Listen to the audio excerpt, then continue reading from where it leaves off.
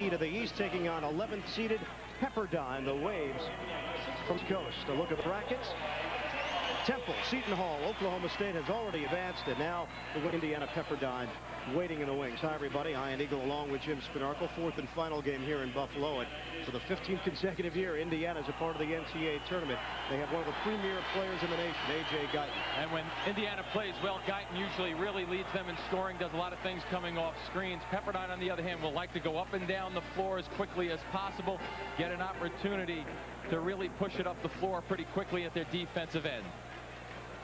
Take a look starting the lineups, and already a change for Indiana. We'll tell you about that. Starting lineups look like this. For the Wave, Kelvin Gibbs, Nick Shepard, Tommy Prince, Brandon Armstrong, and Tazell Archie. And for Indiana, Lynn Washington, Jeffrey Newton getting the start. In for Dane Fife, Kirk Haston, A.J. Guyton, and Michael Lewis. Don't overanalyze the change, because Bob Knight has used 12 different starting lineups this season, and Knight has been in the center of controversy, something we will talk about as we continue along here tonight from Buffalo. Head coach for the Pepperdine Waves, Jan Van Bredikoff, in his first year with Pepperdine, former head coach at Vanderbilt and Cornell. And in his first year with the Waves, he brings this team into the NCAA tournament. Their last appearance, 1994. And one thing Jan promised us when we got a chance to speak with him yesterday is watch the defenses. They will be switching, they'll be trapping, they'll be doing all sorts of different things with a little bit of pressure on the ball. You can believe it. Pepperdine, the 11th seed. Indiana, the 6th seed. Mark Whitehead, David Day, and Carl Hess, the officials here tonight. Series note. This is the second meeting all time. Pepperdine won the first. And A.J. Guyton playing in his final NCAA tournament. And Pepperdine able to control the tap. Brandon Armstrong on a kickout. Tommy Prince ball fake. Tried to bounce it to the outside. It's intercepted by Lewis. Good spot to start. Hugh Lewis pick up an easy steal, go to the opposite side right off the bat. Here's Haston. Baseline jump shot gets Indiana started. This will be an interesting game because of the contrast of styles. Indiana more methodical, Pepperdine up and down. Brandon Armstrong, if you think that you've seen lefties on the court before, get ready. I don't think you've seen this many at one time. No, you'll see 4. They have 6 that usually play for them, not all at one time, but it seems that way when you're looking at that many lefties. 4/5 of the starting lineup. Southpaws, and Pepperdine with a 3-2 lead. Indiana retains possession, 23 remaining on the timer. Just under a minute elapsed here in the first half. Van Bredikoff will signal the defenses also, all the switches. Here's Newton. Freshman unable to hit, and Prince with a ball. Looking to push. Tazell Archie, the guy who really is the catalyst at the offensive end. Inside it goes. Nick Shepard gets the roll. Once again, another lefty. I believe that there really is an advantage because defensively you have guys jumping towards the right side of your body when you shoot the ball if you're a right-handed shooter. And Bob Knight knows about defense as well as anyone in the country as far as coaching is concerned. His team trailing 5-2 in the early going. 18:52 remaining on the clock. And Indiana gets it inbounds. Michael Lewis, senior, he'll have to deal with full court pressure. That's the kind of style of play Pepperdine will go with. And we'll have to read the many different defenses that Pepperdine throws. It's just not the same look all the time. Van Bredikoff likes to switch. See Jan in the background, tall at 6'8", looking him back there, working the defense also. Lynn Washington backing it out, gives up his dribble. 9 to shoot. Washington looking for the open man. Lewis swings it. Jump shot. Guyton was hit hard. And A.J. Guyton is going to the free throw line as Nick Shepard came out to guard him. Well, that's the respect they have for Guyton, obviously, focusing in on him. One of the things that Pepperdine will do, they have all these different types of defenses, but they will focus on one guy. And obviously for Indiana, this man right here, Guyton, scoring a little over 20 points a game, is a focus man. Guyton is in the history books at Indiana, and now Michael Lewis is as well, with an assist on that dish off for Haston. Lewis has become the all-time Indiana leader in assists, passing Quinn Buckner. 3 free throws for Guyton, who was hit behind the arc. Quinn Buckner, a member of a pretty decent team, undefeated Indiana team with the likes of Scott May, Bobby Wilkerson, Kent Benson. That's your error right there. Before my no, that wasn't my error. Pepperdine leads it 5-4. Here's Armstrong. That lefty jump shot off the rim. Fight for the loose ball, and Shepard lays it home. And the foul. I'll tell you, you can tell right off the bat there is going to be a lot of action underneath. The lefties are here. Watch the pushing on the left side of your screen. Guys are flying all over the place. I like the enthusiasm to start this game. First foul on Haston, and they are looking at his right knee on the bench. He has been replaced by Larry Richardson. Well, the talented sophomore from Tennessee, currently out of commission.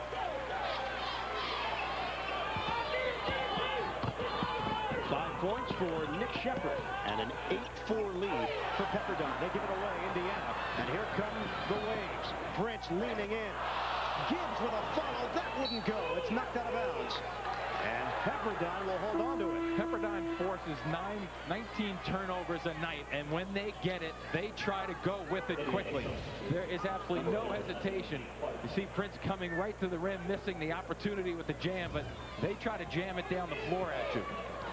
Dane Fife comes into the game for Indiana. Here's Archie controlling, matched up with Lewis.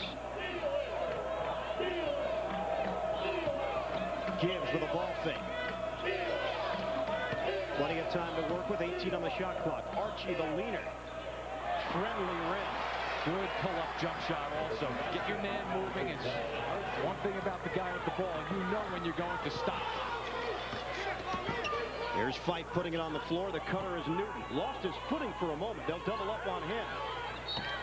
Look at the blitz on whoever's handling the ball. 2-3 defenders will move in the direction of the ball handler. Now the tempo is set when you look at Pepperdine defensively with that point you just made there, Ian. If they get you in the corners, whether it be at half court with the back court acting as a defender or in the sideline corners, they will double team and double team aggressively. So it's something to watch how Indiana reacts to that. Craig Lewis into the game for Pepperdine. David Lalazarian as well. And a foul called out front on Lewis trying to defend A.J. Guyton. Jan Van Bredikoff is working the sidelines. It's interesting. In some of the shots when you have him in there, you can see him in the background really working defensively when his team gets going. Fife off the double team for Lewis. Fife on a bounce inside with the position. Richardson and the follow. Jeff Newton came flying in. Well, see, there's a great example of Newton being able to run by himself. Pepperdine closed with 3 and 4 players on the baseline. On this shot is up for grabs and no one there to block out. Archie penetration. The leaner. Great control of his body as he hung in the air for 2. The elevation, also the strength in the jump. Oh, this is a quick Pepperdine team. Fife gives it up inside and a foul called as Larry Richardson took it hard to the hole. And pushing the ball down the floor. And here's the close. See, 3 or 4 guys coming at you. That means no one's on the weak side. An easy opportunity for Newton to finish it off. Once again, the look, it's almost like an alley-oop, even though it's a shot, but it has the same results. Second personal foul on Nick Shepard. So the 6'11" senior will take a seat. And we'll see some more changes as Armstrong comes back in and Cedric Suet checks in for the first time. Larry Richardson at the free throw line, 51% this season. And a 12-8 Pepperdine lead. Both of these teams will mix and match different lineups. You'll see a number of changes on the floor from both coaches. And a lot of the sets go towards the left, obviously. Lewis a 3. Suet trying to tap the ball in the air, but Indiana controls it with Richardson. Indiana understands. That was a good example just then of the way 5 guys work the defensive glass for Bob Knight's squad. Here's Fife giving it up for Lewis. Inside, turnaround jump, rimming out for Richardson. Fight for the loose ball that comes out to Pepperdine, and Lewis is on the move. Pretty good balance defensively, though. Swinging out, Lalazarian. Leaning in. Stewart with a follow, and he fouled. Looks like it might be Richardson underneath a little bit with the sliding push. But what Pepperdine is doing well as a group, they are tracking the basketball in a sense. When the ball goes towards the basket, big guys are roaming them and following up on every opportunity.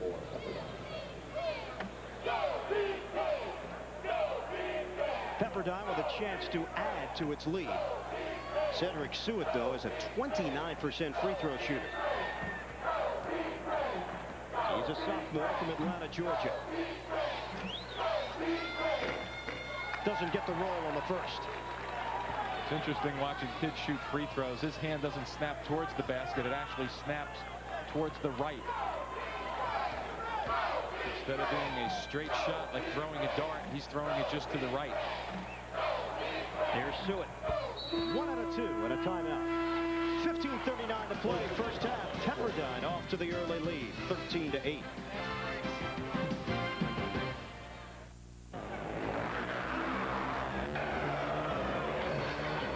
Until now, there has been a wall between you and the tools of serious trading. That wall is coming down. The information and technology professionals use to trade is now available to everyone. Daytech Online. The rules are changing. Do you have the time? Do you have the energy? Ooh, all those curves and me with no brakes. Is it hot in here or is it just you? Hey, I lost my telephone number. Can I have yours? Hey! Maybe we don't always think before we speak, but Miller Lite and I want to remind you should always think when you drink. Excuse me, do you have the time? Yeah.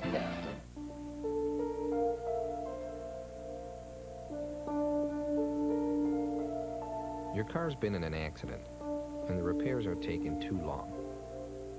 The problem's not your body shop, it's your insurance company. I can't fix cars, but I can cut the red tape, so my customers get their cars back faster. You're in good hands with Allstate. Mine. See the USA in your Chevrolet. America's the greatest land of all. Introducing Chevy Impala.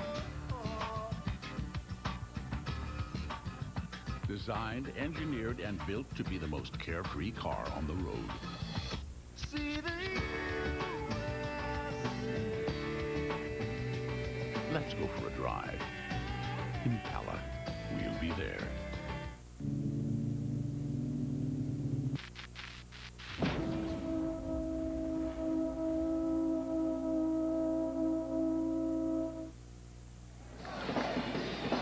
Controversy this week swirling around Bob Knight, head coach at Indiana. Neil Reed, a former player for the Hoosiers, in a report this week claimed that Knight choked him during a practice session in 1997. We had a chance to speak with Knight before his press conference yesterday. He said, hey, listen, I'm not going to answer any of those questions. I'm going to deal with it in the press conference setting. I know you grabbed them one-on-one a little bit later on. I had an opportunity, Ian, to speak with Bob Knight outside their locker room and talk to him for about 10 minutes or so and talk to him a little bit. And it's not for me to make judgments as to what happened. I was not at that practice. But what I will tell you is that I asked him if he's tired of the distractions. And he said, yes, I am, because he wants to focus on his team and let the focus really be on the team and not him. Unfortunately, his name pops up in the media, with the media quite often.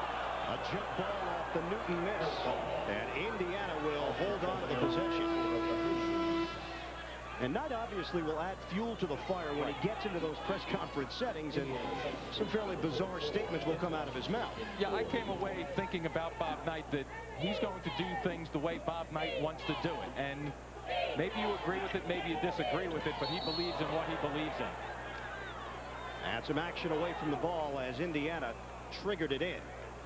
Brandon Armstrong going over to the officials and questioning the call, and looks like it's Craig Lewis picking up his second personal foul. So Lewis came in off the bench, and he's right back on the bench after the two quickies. Look at the pressure. The pressure Pepperdine puts even on a side out of bounds.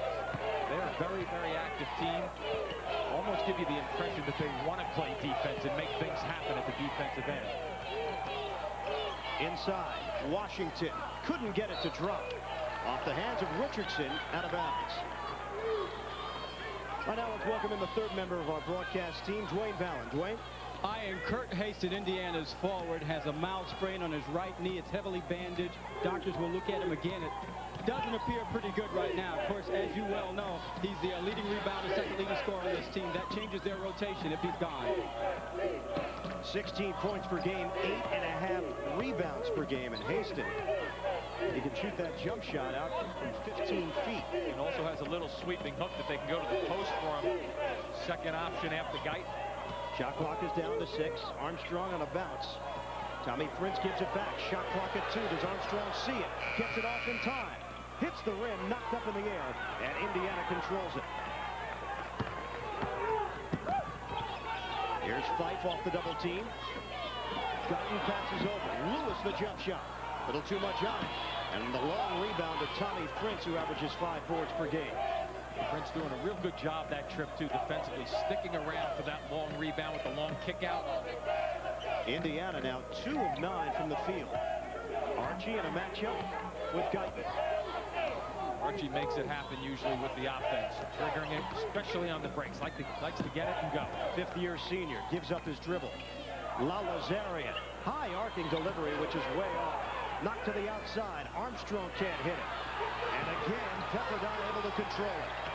So at that time, getting a hand on the basketball and kicking it out. And Cedric Sewell hitting from the perimeter. That brings Bob Knight up off the bench. And you know what the message is? Hey, guys, let's get some defensive rebounds here. We cannot let them control it. Indiana at 22%. Prince gets a hand on it. Good closure again on the baseline. Very, very active defensively. Here's a trap opportunity. And Guyton able to handle it. Here's Fife turning the corner on Prince. On a bounce pass inside Washington. He lost the ball. Lead pass Prince trying to track it down. He does. He'll take the 3. Tommy Prince. Making things happen. The lefties are here, and the lefties are ready to play some tough basketball. The transfer from Arizona State has given Pepperdine a 10-point lead. Here's the drive by Fife. Inside, Richardson on a turnaround. That's an air ball. They have Indiana hesitating and thinking twice on every move they're making at the offensive end. Here's Prince. Lazarian on a kick out. Armstrong releases and hits a 3. This is begging for a timeout from Indiana's perspective. A 9-0 Waves run. Guyton just trying to get involved. Splitting defenders. Lewis on a dish off for Fife. He'll take the jump shot. Short. Contested again. But a little trip to fight that trip going to his left. Enough to make that shot miss. Pepperdine already in front 21-8. Archie can't hit that 3. Indiana in transition, but the Waves get back. They sure do. Defensively, they're very quick and alert to find the basketball. And finding A.J. Guyton all the time also. Lewis feeding to the free throw line. Washington gives it up.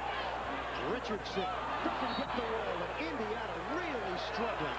A foul called underneath. The Hoosiers are 2 of 12 from the field, and Jan Van Bredikoff has to be thrilled with the effort so far. Timeout. Pepperdine, the 11 seed with a 21-8 lead. So what's on for today? Boss wants you, me, and Charlie to take the new Silverado and move them bales. Is that Charlie? Chevy Silverado has the most powerful V8 of any 4x4 pickup. Then we gotta water the herd. 300 horses make it more powerful. If there's any daylight left, we'll take Norm up to see the ladies. More powerful than Ford and Dodge. That's why it's the truck. Silverado from Chevy. Well, guess that's enough for today. In my games, what I'm trying to create are these fantastic experiences that kind of go beyond the experiences of normal life. So what I was doing here was something I'd seen my father do on Skylab to create artificial gravity. Merrill Lynch has managed to allow me to fund my creative activities. John's listened to me as an investor. He's been able to understand my needs and engineer a plan to get me there. My next goal is to be able to buy a flight into space. Your phone, your water pressure, the airbags in your car, the toys your children play with. The world around you runs on chips. Agilent makes the testing equipment that makes sure those chips work. Just try to get through a day without being touched by the things we test. You might as well try to dodge raindrops. Mom, Dad, do you remember how my rent was earning me airline miles? Do you have that rewards program? Scrap it. I'm not going anywhere. Mark. What I want now is merchandise, preferably brand name, and I've been kicking some numbers around. I've already earned the television. That's going upstairs. Give me a hand with this, Dad, please. Dad. You want brand name merchandise? Yeah. What does this look like, a Holiday Inn? Points, miles, or merchandise. Holiday Inn gives you more, and more is better. There's only one thing more dangerous than working for the mob. Break his big toe. Pretending to. Balcom, an extraordinary TV event. Starts CBS April 4th. Pepperdine out in front, 21-8. Indiana has not been to the Sweet 16 since 1994, and early exits. It's been haunting this Hoosier program of late. And it looks like tonight they're going to have their hands full with the way Pepperdine has come out. Ready to go up and down the floor. Bob Knight has to figure it out in a hurry with the way Pepperdine has started. And he usually makes it happen defensively. A 9-0 run for Pepperdine, and Indiana. No field goals to speak of over the last 5 minutes and change. No fast break points, obviously, and 10 fast break points for Pepperdine at the other end. Prince feeling it, rimming out, and rebounded by Lewis. Good job on the defensive blockouts. Rebound down below the rim, about 4 feet off the court. A.J. Guyton has not attempted a field goal yet. They have a defense called the awareness defense, and that means that you're going to take a guy and be aware of him on the floor. And Pepperdine is finding him every trip down the floor and not letting him get open. The lob upstairs and some action on the pass-off. Bob Knight has already made changes in the lineup. Kyle Hornsby and Gerald Odell. This was earlier. Bob Knight emphatically speaking with Dane Fife, who currently finds himself on the bench. Not to say that Bob Knight will not challenge you, that's for sure. Try to motivate you in any way he feels comfortable. Oh, watch out. Shepard had to go in and out. And Michael Lewis hit the deck, a foul. Greg Lewis has been called on his 3rd personal foul. Lewis goes down the ton. He helps himself up by grabbing onto the pants of Lewis.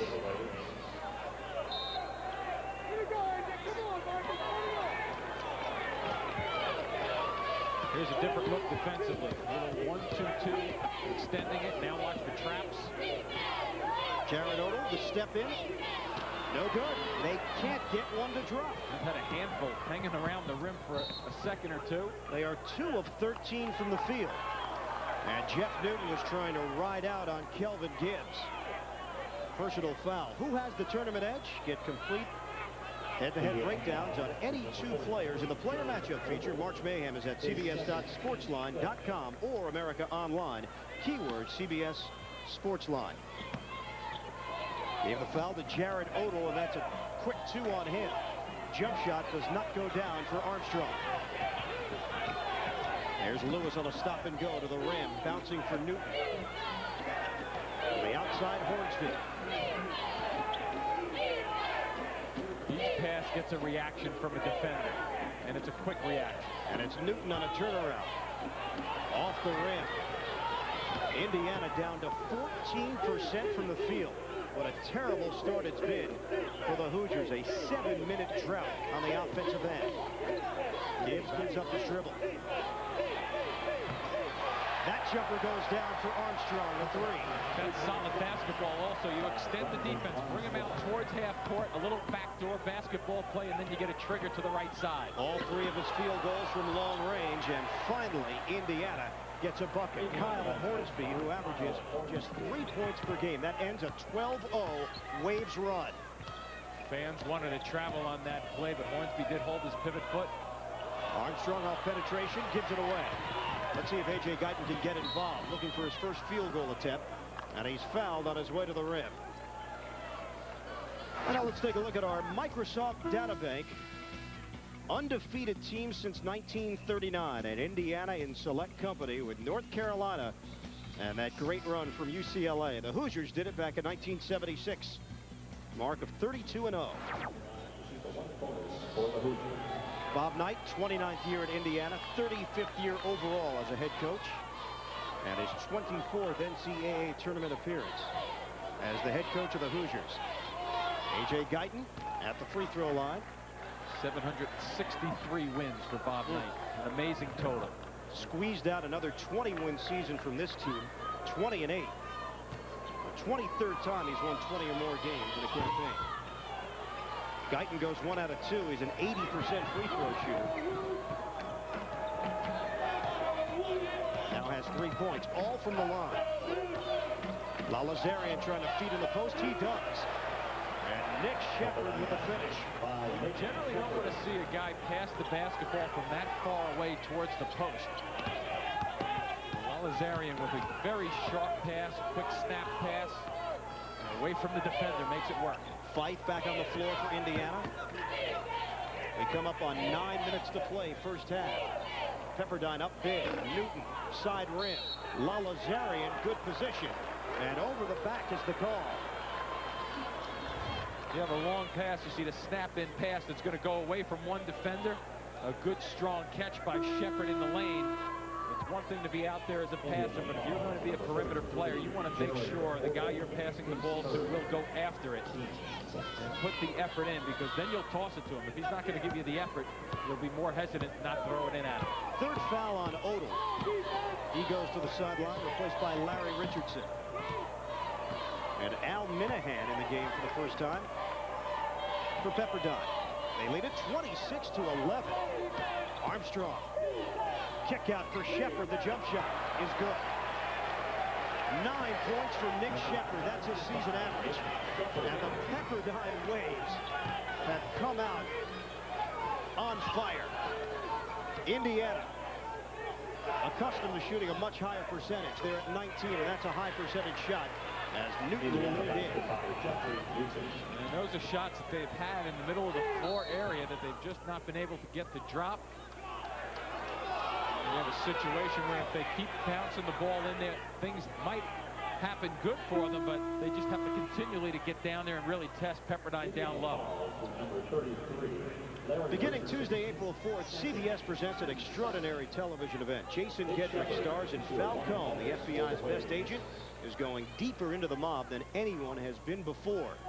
Don't miss this compelling new drama, Falcone, coming to CBS Tuesday, April 4th. Nick Shepard at the free throw line, a chance to crack double figures, but his free throw rims out. A.J. Guyton. No field goal attempts so far. We have played 12 minutes of action. There's Newton putting it on the floor. The leader, somebody got a piece. Shepard did. Shepard came in, second man in. The reaction still very sharp for Jan Van Bredekoff's squad. They seem very, very alert. We talked to Jan Van Bredekoff yesterday, and he just was not happy, didn't seem alert. Step in by Fife. He'll lean in for the deuce. So Dane Fife getting the easy basket, something Indiana has not been able to come up with consistently. They trail 28-15. Fife with his first points of the night. Fife, best defensive player on the squad for Indiana. A little anticipation and getting an easy bucket. That's the main thing for them. Off the deflection, Minahan catches cleanly. Tommy Prince. There's a back in Lalazarian. Shot clock at 8. Fife trying to wrestle the ball away, and a foul will be called on Lalazarian. I think that's the right call also. Fife came across, anticipated well, and got himself in a position to steal the basketball. A bit of a surprise early on with a timeout. 28-15, Pepperdine in front. Well, no timeout. That was the motion from the officials. Instead, we'll have free throws at the 7:02 mark, first half. And Dane Fife at the free throw line. 18 fouls on Pepperdine, a 1-and-1 situation. And Fife connects on the first, a 79% free throw shooter. Quite a departure for Fife to find himself at Indiana. A.J. Guyton on the bench, scoring average over 20 points per game, only 3 tonight. And no attempts from the outside. Fife gets the second. I'll tell you about disconnection with the Wolverines when we come back. Now the timeout, an 11-point game. A tradition unlike any other. The Masters on CBS Sports. Meet Martin Licious, Storm Chaser. Some head for the basement. He heads for a Chevy S10. It's got advantages over Ford Ranger, like better fuel economy, a bigger bed, and standard four-wheel anti-lock brakes on every model. Because if you want to outrun Mother Nature, you need every advantage you can get. Chevy S10, like our rock.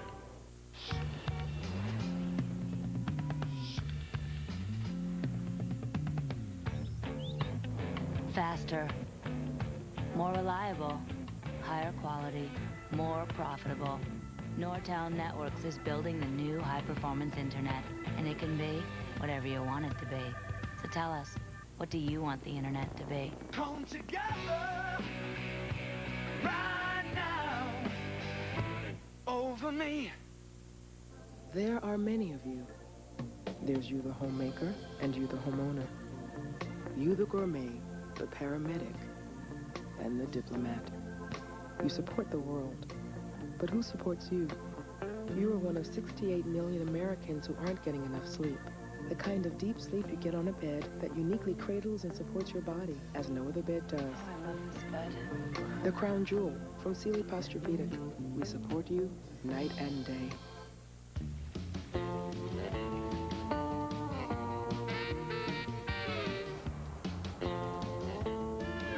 Call Merck to learn more about an FDA-approved hair loss treatment, or call your doctor to discuss which treatment is best for you.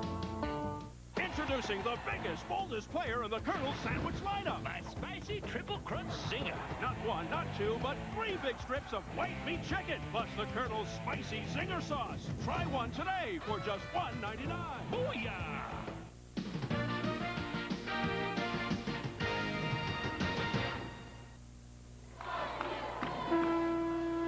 Dane Fife has helped cut into the Pepperdine lead. He's from Clarkston, Michigan. His father, Dan, was his high school coach and captained the Wolverine basketball team, and his brother, Dugan, also played at Michigan as well. But Dane wanted to move on to something new. He knew he couldn't go to Michigan State. There's no way his family could show up for Michigan State games. That's not going to work. Indiana seemed to be the right compromise. A little safer, you would say, huh? And Fife is a guy that Bob Knight has depended upon for defensive intensity. The sophomore. Inside, Armstrong had it blocked partially. Gets it back, and the left-handed layup goes through. Bodies flying once again. Pepperdine strong on the offensive glass and gets Bob Knight up in a hurry. And once again, the pressure at the offensive end, making things happen off the offensive glass. A little bit of quickness that Indiana has to deal with. 11 points for Armstrong. 30-17 Pepperdine. Here's Lewis on a bounce inside. Fife gives it up. Newton. He was looking for a whistle. The ball was blocked away. Led with his body also. Sometimes you get that call just because you lead with the body. Tommy Prince will put it on the floor, and Lewis is back in there despite having 3 fouls. Here's Armstrong to Lewis. Spread the floor with Lalazarian making his move. Swatted away by Newton. And good help there by Richardson on that weak side. Coming across to allow his help side defense get a block out of the play. They call Newton an Allen Henderson type. You can see the similarities. On a turnaround jump, it's Larry Richardson, the senior from Orange Park, Florida. 4 points for Richardson. Indiana just has to weather some storms and try to find some decent shots. And a kick ball. Dribbled out of bounds, but last touch, Dane Fife on the kick. A.J. Guyton recharged the battery. He's back in, replacing Kyle Hornsby. Question will become whether A.J. Guyton can get on track, get a couple of looks at the basket. And how well can they play this game without Kirk Haston? Injured his knee after playing just 2 minutes. Giselle Archie off the mark. Rebound. Seward. Rejected by Newton and a foul. Opportunity for Indiana to clear that basketball, too, at the defensive end. Fairly decent block-out opportunities, but somehow not coming down with the basketball keeps allowing Pepperdine to get to the line, get those second opportunities. Cedric Seward comes in averaging 1.4 points per game. Pepperdine with a 30-19 lead on Indiana. 5:29 to play in the first half. The number 11 seed, the Waves, traveling from the West Coast and showing no signs of any fatigue early on. One of the things they do well is they play tough defense, and that was the tone early. They set it early from the beginning and pushed the ball up the floor. So they really played their game and have been playing it to the script that Jan Van Bredikoff wanted. Indiana, on the other hand, just can't find an opportunity to get easy shots, and Pepperdine has been tracking A.J. Guyton beautifully, not allowing him to get a shot off. A nightmare offensively for Indiana. 29% so far in the first half as Seward gets the roll. And here's a different look. Once again, the guards for Indiana have to make good decisions. Lewis right now has to look out. Pick up your dribble and you're in trouble. And they gave it away. Giselle Archie stepping in front. Prince thought about it. Inside the arc. It rattles out. And rebounded by Lewis. And Lewis in transition. Driving layup. He missed it. A lot of bodies contact. They're going to go with some numbers again if they hurry. Here's Archie leading a 4-on-3 development. Jump shot. Armstrong got it for 3. One thing they do very well, and Bob Knight has to make an adjustment at halftime, is they're getting down the floor in a hurry with their spreads, and they're finding open spots. Look at the spread right now. Another turnover for Indiana. Terrific spacing on the floor. Gibbs a 3. Oh, Bucket. The lefties are showing that they can shoot the basketball. And Pepperdine has taken a 37-19 lead. A little action after that shot. Guys tangling up underneath the basket. You get a look at the shot. 23-11, pushing right to the right there. Bang, another little push. And double technicals have been assessed. Dane Fife and Tommy Prince. This game has been interesting from the beginning, too, because not only has Pepperdine come at them very quickly, but it's been a physical brand of basketball also. It seemed that early on, Bob Knight could sense that underneath the baskets is going to be very, very difficult. Take a look underneath the basket. Here's the opening, going to look right here. Now watch, it continues, though, when they start banging away. Dane Fife has the reputation for being hard-nosed. Sometimes he'll do anything it takes. And that one obviously got under the skin of Tommy Prince. Worked out for the best, though, baby. Coming up at halftime, Pennzoil at the half. Greg Gumbel, Clark Kellogg gets you updated on all the tournament news, all the scores and highlights, plus a live look-in and all the action going on in the NCAA tournament. It's all coming up. Pennzoil at the half. Pepperdine has its largest lead. They are 6 of 11 from three-point range. Indiana has attempted just 1 from beyond the arc. Gibbs feeding inside for Prince. Had it knocked away. The thing that has amazed me the most about Pepperdine, after speaking with Jan Van Bredikoff, who was very concerned about the ability of his team, he thought they were a little sluggish in some of the practices. They did come out today and practice again and went a little harder just to get the legs working. Going cross-country, they have really shown no effects of that at all. Cedric Seward having some problems with his knee pad, so he'll be forced to go to the bench. And Nick Shepard has come back in. Seward's done a nice job. Screen. Shot clock is down to 12. Archie controls it, matched up with A.J. Guyton. Here's Armstrong with 5 to shoot. Armstrong able to kick it out. 1 on the clock. Did they get a shot off in time? They did. But Archie could not convert. The rebound to Newton. Better effort defensively. That trip also for Indiana. Good recognition of where the basketball was and understanding the shot clock, especially staying away from the last second shot. Luke Jimenez in the game for the first time tonight for Indiana. And Jimenez will crank it up. Missing the three. Battle for the loose ball. Fife trying to take it away from Prince. And Prince able to keep his cool. Just walked away. Good call from the officials. Officials getting right in there also to make sure nothing happens. You don't need any extracurriculars, but watch once again. Fife right in the middle as he comes down. He'll get tangled up with a second opportunity, and he goes in it just a little too aggressively, crossing Prince's arm. Second personal foul on Dane Fife. Mr. Basketball in the state of Michigan back in 1998. Tommy Prince regained a fourth year of eligibility by completing his undergraduate degree over the summer. He was a partial qualifier. It's a great story.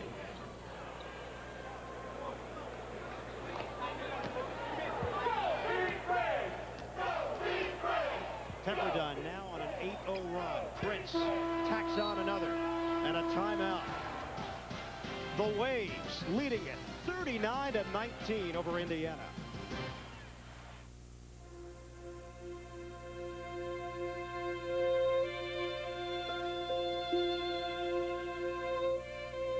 When you're in love, personal space is never an issue. At United Airlines, we realize not everyone's in love. Newly completed Economy Plus, with up to 5 extra inches of space.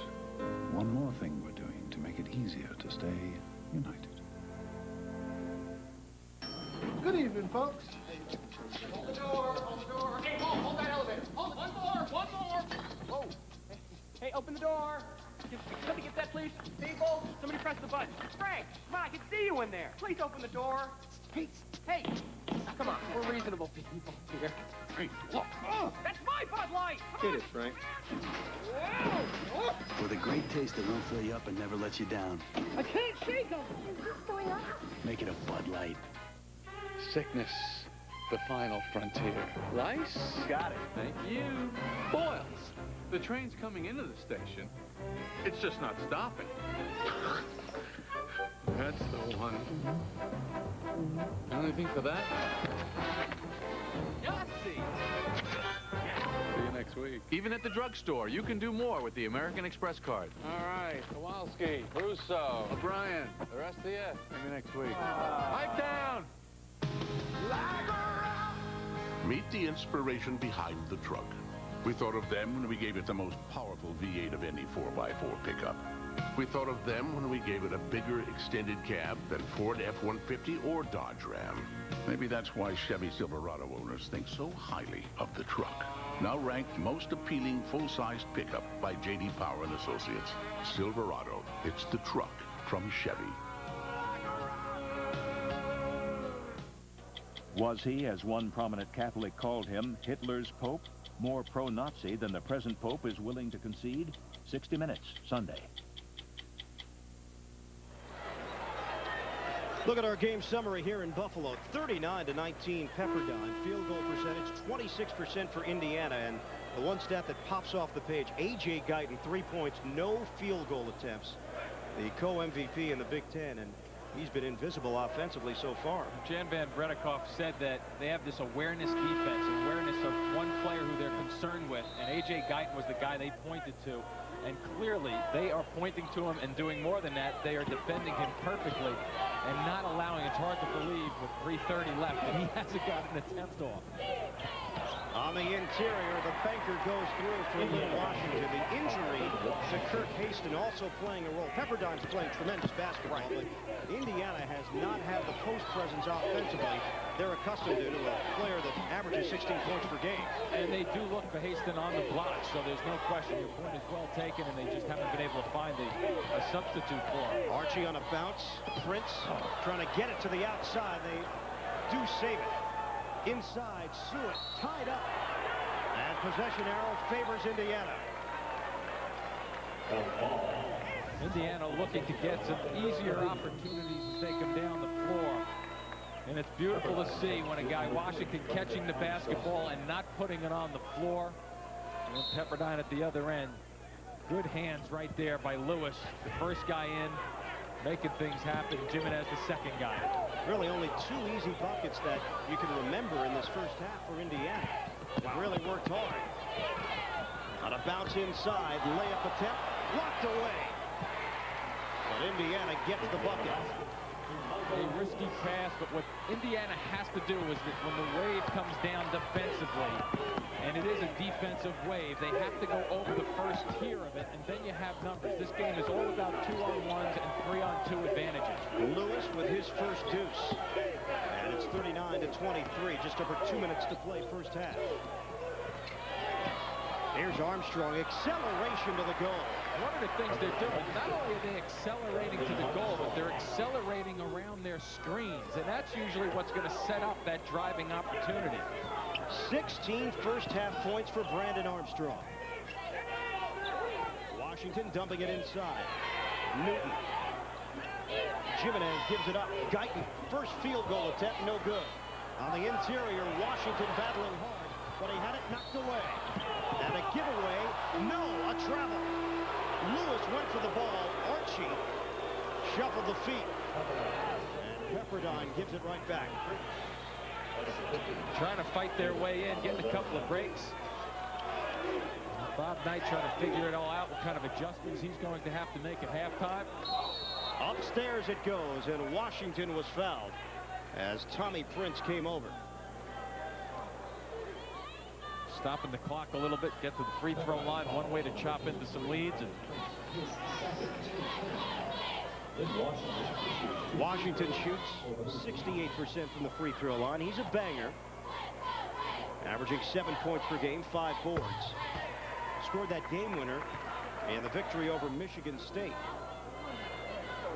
And if I remember correctly, it was the only basket he had. Not a bad one to get, though. It's called good timing. Exactly.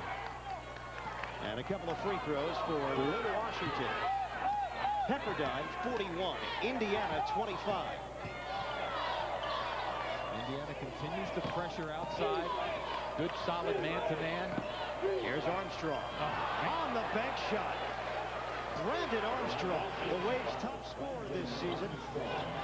And picking up where he left off here in the NCAA tournament. 18 points. Knew he had a quick first step, but this is getting ridiculous. Jimenez didn't get the roll. Newton could not grab it. Knocked out of bounds. Last touch, Pepperdine. A minute 11 left on the clock. Situations where is the help defensively, and it's pretty late getting there. Newton not in very good position to help out, but being able to break somebody down off the dribble, mighty important in this game. And Jan Van Bredikoff has a couple of guys on his team that can break people down off the dribble. Armstrong being one. Gibbs and Minahan check back in for Pepperdine. Here's Lewis, a three. Off the mark. And Gibbs with a rebound on the weak side. Under a minute to play first half. Indiana now 0 for 5 from three-point range. There's Minahan putting it on the floor. Armstrong defended by Jimenez, using the screen. 15 to shoot. And using the clock pretty well. A little bit of a carry. And they call it turnover Pepperdine. I don't see that called too often. That's one of the things the officials are supposed to focus on at the beginning of the year in collegiate basketball. If you get an advantage, that's when they call that. If you stop it, hold on to the basketball. Newton on a dump down and a lay-in for Lynn Washington. 6 points for Washington, seeing more minutes because of the injury to Kirk Haston. And a timeout taken with 26 seconds to play first half. Pepperdine with a lead, 43-27. My dad was a coach at Georgia School for the Deaf. I grew up in an environment where deaf kids kind of adopted me in their culture. Thank all of you for coming to the camp today. When I first went to Merrill Lynch, I was very impressed with Steve Maloney. He was very easy to talk to, and he listened well. So it's important for all of us to listen well and to cooperate. Every day you're building your future. Hey, buddy, you looking for a job? Brother, you came to the right place. I got hot jobs, cool jobs, jobs that are absolute monsters. Just go and take your pick. You got me? Come on, right this way. Tired of internet job sites that lead you nowhere? Log on to kforce.com with over 2,000 recruiting specialists whose only job is to get you the job. kforce.com. Opportunity has a new address.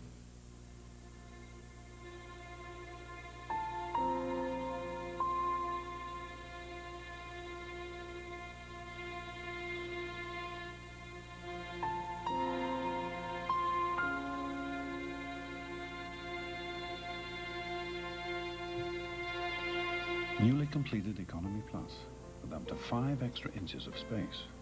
One more thing we're doing to make it easier to stay united. People, you can come out now. Look, I've got the wireless internet right here in my hand. No wires, no tricks, news, sports, shop, all online. And crystal clear calls, all right here. On Sprint PCS. That's right. Come on out. Welcome back to the world. Experience the power of the Sprint PCS wireless web. Monday on CBS, let the games begin. Critics are calling Grapevine the smartest sitcom since Friends. Christy Swanson stars in an all-new Grapevine after The King of Queens, Monday on CBS. Well, that tells the story. With Brandon Armstrong, 18 points for Pepperdine. Indiana as a team has 27 overall. Only 26 seconds remaining. Final stages here in the first half. Pepperdine 43, Indiana 27. The number 11 seed has played a terrific first half of basketball here in Buffalo. And essentially it's been a blitz by Pepperdine coming down the floor offensively, getting any shot they want. Inside, Gibbs with a long drive delivery, and everything is working for the Waves. Final second, Lewis gets it off and comes up short at the buzzer. Wow. What a first half performance from Jan Van Bredekoff's team. They lead it 45-27 at halftime. Dwayne Balance standing by. Dwayne. Coach Van Bredekoff, you must be very pleased with the first half. I really am. Our team, I think, played very hard. We did it. Delta Airlines. And by Bud Light. For a storyline, look no farther than A.J. Guyton, one of the best players in the country this season, and Pepperdine has handled it. They sure have. They've thrown a wide array of different types of defenses at him, but every single time down the floor they've found him. Can't get the shot off, can't get a clean look at it. It's just been amazing. Halftime stats as a team, Indiana has not shot the ball well, 29%. 0 for 6 from three-point range. Pepperdine controlling the rebounding action as well. Starting guards, you see the disparity, and this has been Brandon Armstrong's night. 18 points, including 4 of 5 from three-point range. Can't even say that Guyton's having an off night shooting. He's had 1 field goal attempt. No, you can't say that. You're absolutely correct. Kirk Haston will not return to this game. That knee heavily bandaged. They're icing it down. He played just 2 minutes of action, the second leading scorer on this Indiana team. 16 points per game, 8.5 rebounds. Starting play, second half, Armstrong came off the rim, and they will call it over the back as Washington took the hit from behind. One of the things to look for is Jan Van Bredekoff is going to try to start the second half like he did the first half, with pressure, changing the defenses and extending. Foul called on Kelvin Gibbs, and Indiana unable to run that break. Was tapped out of bounds by Pepperdine. The Hoosiers this season 1-6 when trailing at halftime, and what about when they're trailing at halftime by 18? A different stat in itself, huh? Here's the cut made by Guyton. He's got to search for his own shot. Well, they're searching for him defensively. That's why it's been so difficult. Very good awareness. Jimenez getting the start here in the second half. They go with a 3-guard look. There's Guyton. Jumper for 3. Side rim. Rebounded by Jimenez. Archie was right on his right side of his shooting hand also. And Lewis was falling down to the floor, and he gave it away. Armstrong Sets it up, but misses the three, and Newton able to handle the rebound. 45-27. Just over a minute gone by here in the second half. Pepperdine with a sizable lead.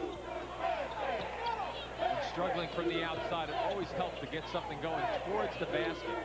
Lewis, pump fake, and he's called for steps. Bob Knight frustrated as we check in with Dwayne Ballard. And Bob Knight told his team at the half they look really, really bad, and the seniors especially had better wake up or this would be it for them. The seniors, Guyton, Lewis, Washington, Richardson, and Jimenez. Trailing by 18. Here's Shepard on a kick out. Armstrong, 18 first half points.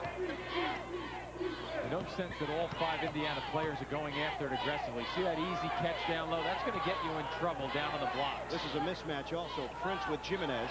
Gibbs leaning in on a pass off for Prince. And a foul call going the other way, as Washington was able to create some space for himself. One of the things the officials have done here starting out this second half also, it was a fairly rugged first half in terms of the interior play. A couple of quick whistles here, I think, to set a tone, to at least allow the guys to be aggressive, but make sure there's no cheap shots thrown. Number 3 on Nick Shepard, so Cedric Suet minutes in the first half, checks in.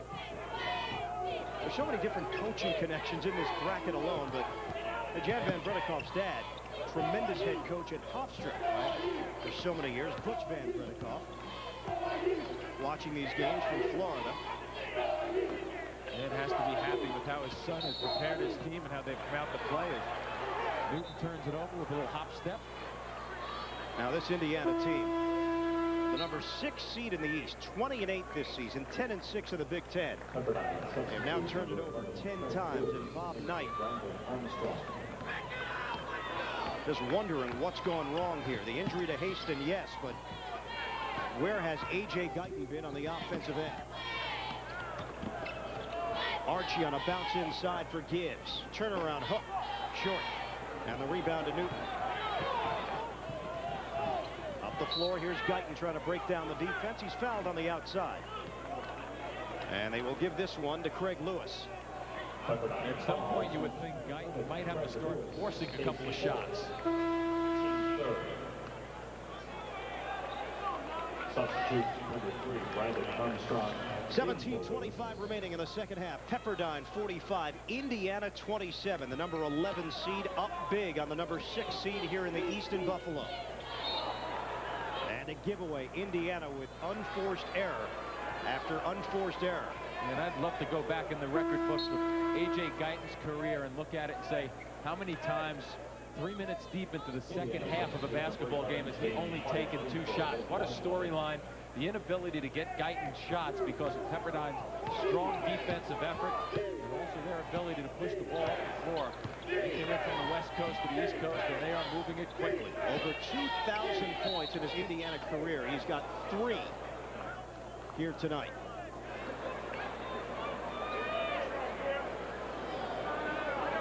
A.J. Guyton, Big Ten co-MVP, along with Morris Peterson from Michigan State. He led the Pac-10 in scoring. And then once again, we see another whistle.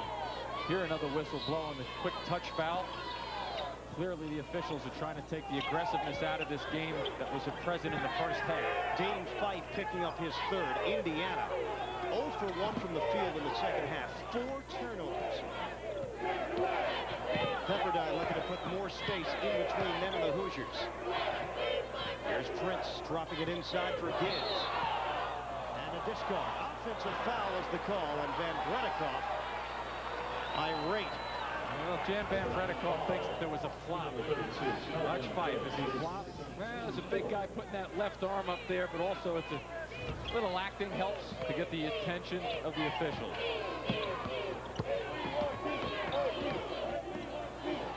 .25-27. Newton trying to get aggressive on the interior and a foul call. Well, basically with Indiana that trip trying to push the ball down the floor, have not gotten too many opportunities off the dribble to really get Pepperdine to react underneath the basket. Well, Jeffrey Newton goes to the free throw line where he is 52%.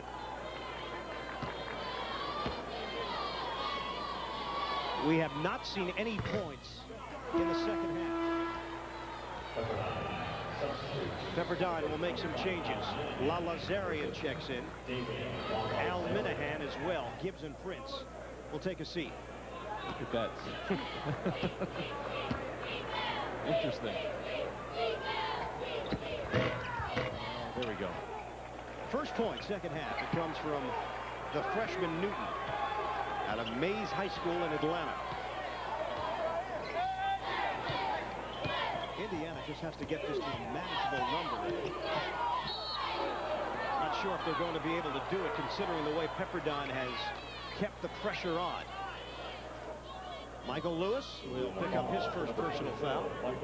They pose the question, keeping the pressure on which end? And I think the answer is both, isn't it? Offensively and defensively, they're keeping the pressure on at a high level. No doubt. Armstrong on the perimeter with Guyton. Here's La Lazarian. Armstrong, baseline drive. Off the side of the rim, Suet, offensive rebound. Archie can reset it with a new shot clock. La Lazarian gets a step-on fight. The jumper, no good for three. A better job defensively that trip, the second portion of it. Pepperdine is 0 for 6 in the second half as Newton went for the monster jam. And Suet came in to make sure it didn't happen. A foul call. Coming right down at you. Fife giving the basketball up, delivering it on the money. And that's exactly what Indiana needs to do. They need to look for some advantages, take advantage of it by pushing it up the floor. Not be afraid to challenge. And Newton hits from the free throw line. Pepperdine not extending the lead, but the problem for Indiana, they're not getting enough offense to make a dent. 2 out of 2 for Newton. It's a 15-point game. 15:55 to play. We're in the second half in Buffalo. I'm serious. Whenever guys find out I have a cat, they freak. You kidding me? I love cats. Of course, my cat's not like other cats. Well, sure he isn't. You get so jealous if anyone drinks my Bud Light. Anyway, I'll go get changed. You're right. Stupid cats. For the great taste that won't fill you up and never let you down. Oh, look at you two. Make it a Bud Light. To all the new e-businesses just getting started, why not talk to the company that's pioneered the business-to-business revolution on the web? One whose own infrastructure supports $40 million per day in e-commerce alone. One who can help you achieve the same success with your e as we have with ours. Dell knows how e works. Visit Dell.com. Dell e-business servers use Intel Pentium 3 Xeon processors.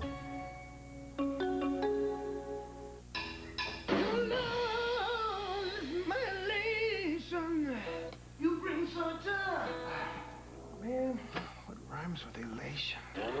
Creation.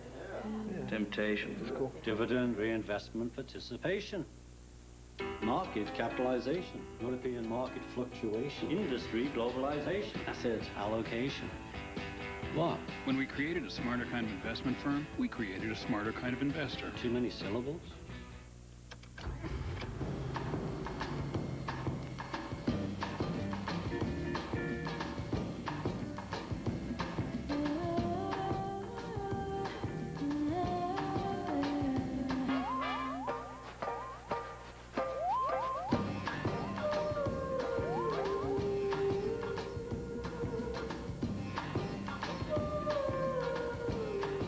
The 260 horsepower CL Type S from Acura. Prepare for the unexpected, You're about to have a baby. No. the outrageous. My dog's been shot. Please help him. All new City of Angels, CBS Wednesday. Second half action here at HSBC Arena. 45-30, Pepperdine with the lead. Early exits, been a problem for Bob Knight and company. First round losses in 95, 96, and 97, and the last two tournaments leaving in the second round. And they have a little less than 16 minutes to figure this one out. There could be another early one. We talked about the travel earlier for Pepperdine and Oregon, who lost earlier in overtime against Seton Hall. What about second half? The Waves forced to call a timeout with Lazarian. Hold that thought. We'll come back. 15:55 left. 15-point disparity.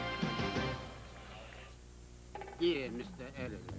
What's going on with the cartoon department? Oh, boy, oh, boy. I'd like to have the Monday paper delivered on Monday, not on Tuesday. Yesterday you said it's going to be 60 degrees. Then when I go out, I'm freezing. Thanks for nothing. Harry. Stan. Microsoft is working to develop internet software that listens. In the future, everyone will have a say. Go get 'em, Harry. Pepperdine holding on to their 15-point lead. Here you see the pressure from Indiana. A little hesitation. You get to move along the baseline right there if you're taking the basketball out of bounds, especially only after a made free throw or field goal. But the pressure an uptick a little bit by Indiana. I know we've been singing the praises of Pepperdine, and rightfully so, but you wonder also if they can deliver the knockout punch here against an Indiana team that's very experienced. Possession arrow will favor Indiana off the tie-up. And once again, Lewis this time, hands down, good defensive position. Archie crosses the ball right into his hands. Inside, Newton gets the roll, and Indiana starting to chip away. 45-32 Waves. Nice adjustment by Bob Knight just then, too. Change your defenses up, extend a little bit. What that does is a tendency as a group to get your bodies moving a little bit more sharply. Tazell Archie on the pass off from Minahan, and a foul called on Michael Lewis. Let's wrap up that whole travel theme. Pepperdine coming cross country. And you see defensively very quickly how they're trying to pick up charges and doing the flops and trying to get those extensions. But travel-wise, Jan Van Bredikoff was a little tired himself, I thought, yesterday. He thought his team was a little bit sluggish. They started out brilliantly. They were so quick on the basketball, especially at the defensive end. You wonder whether they're going to tire out. They're not really showing many signs of that. Brandon Armstrong will put it on the floor. Pepperdine still looking for its first points of the second half. Armstrong the miss. Shepard the follow no. Again it's Shepard. Swatted away by Newton. Shepard. Oh, look at this effort. He just keeps coming. Knocked out of bounds, and Pepperdine will have it. About as good as it gets, especially with no results offensively. What an effort to stay on the offensive glass. And defensively, Indiana answering also with Newton down low. The Waves 0 for 10 here in the second half. And a quick whistle. Lewis trying to defend. And that takes the sting out of that Indiana defense just then. You battle so hard defensively, a lot of aggressive play, and then a quick hand check on the outside. Third foul on the Indiana point guard. And a new shot clock for Pepperdine. They lead by 13. Here's Archie setting things up. Tommy Prince. Archie leaning jump shot. No. Lazarian couldn't grab it. And it came off him last out of bounds. Now 0 for 11 from the field in the second half. Well, the effort is definitely back for Indiana. Bob Knight adjusting at halftime, challenging his seniors, challenging his players, and they've reacted at least with more effort as they try to chip into this lead. On a crossover by Fife, and a reach-in foul call. Gibbs outside at 6'6", 270, an easy target to go by for a guard. How about the team fouls piling up on Pepperdine? 7 at the 14:32 mark of the second half. So already Indiana's in the bonus. 3 away from the double bonus with an eternity left. Well, the free throw doesn't go down for Fife. He was out of bounds. Jeffrey Newton. He caught it out of bounds and then leaned in. Right, never established his feet back in bounds. An opportunity wasted just then, too, for Indiana because they had an opportunity there off a missed free throw to get an easy bucket. Pepperdine has gone nearly 6 minutes here in the second half without a point. And now it's Shepard finally coming through with a bank shot. Allows them to front-court press, pick their defense up a little bit. Indiana a little sharper, though. Give and go. Fife gives it up. And Guyton was out of bounds. It took them a while, but notice the catch. Good delivery away from the basket. The delivery, a long one going towards it. Shepard with a strong catch and delivery. 12 Indiana turnovers. 47-32 Waves. Here's Kelvin Gibbs. Finds Prince. Armstrong was the go-to guy in the first half. Jump shot. Shepard. Bucket. Showing you a little diversification here with this shot. Huh? Move it inside first. Step out to 15. Takes a little bit of the heat off. 13 points, 6 boards for Nick Shepard. And Indiana finally gets into a flow offensively in the half-court set. Lewis with a three-pointer. Their defense is really creating the opportunities offensively for them. Nice backdoor cut. Prince couldn't catch it cleanly, and a turnover. Pepperdine gives it away. Take a look at our tournament summary. 4 games so far in the first round have gone to overtime. 10 games decided by 5 points or less. So much parity around college basketball, and we are seeing it here in this matchup. In fact, an 11 seed in front of a 6 seed, 49-35. Here's Lewis, a 3. Off the rim, rebounded by Prince. Another good look for Lewis, though, after he hit the last one down that trip. Here's Armstrong on a bounce for Shepard. Cross-court, Prince. Nice stop by Prince just then. I thought that was going 2 rows deep. And Indiana with a steal. Lewis comes up with a deflection. Pepperdine with 11 turnovers. Hornsby, pump fake. And now Jimenez will set things up.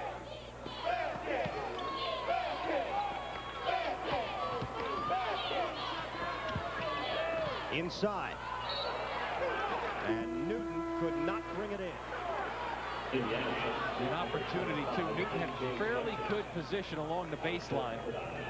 As A.J. Guyton goes back and will try desperately to get untracked in this basketball game. He replaces Michael Lewis.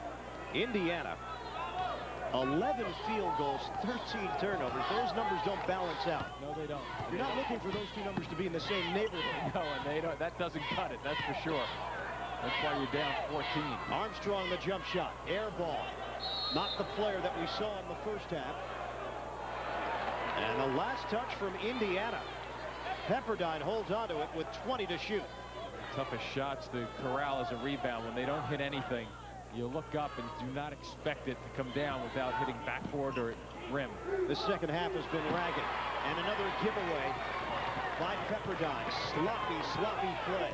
I think that helps Indiana more than it does Pepperdine, though. Here's Guyton. Hanging in the air. Gives it up. Hornsby, a 3. Really credit Guyton, too, that time, Ian, because he could have forced the shot. A guy who has not taken many of them. The ability to sense that he couldn't get that shot off, has only taken 2. And a nice dish. Pepperdine's lead is down to 11. Maybe Pepperdine starts to think a little bit right now. An 11-4-1 Indiana outscoring Pepperdine this half. And a foul called. Dane Fife going for the basketball. He got mixed up with Gibbs. Indiana foul. 4th foul on Fife and a timeout. 11:28 to play in regulation. 49-38 Waves. Enterprise? Hi, my car's out of commission, so I'm out of commission. Enterprise will arrange to pick you up, This is great. drive you to our place, and get you on your way. Pick Enterprise. We'll pick you up.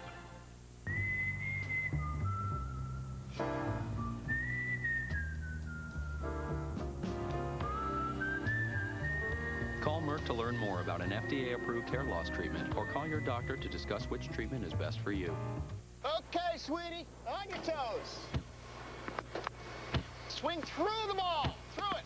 Eye on the ball, hon. We're working on the forehand.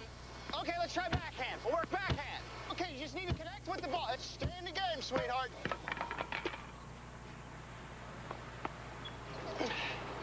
Now, don't be afraid to charge the net. How do you plan on financing your retirement? Conseco's annuities have tax advantages that can help.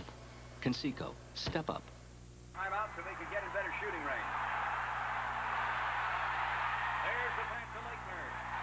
I love this sport. Puts it up. I hate this movie.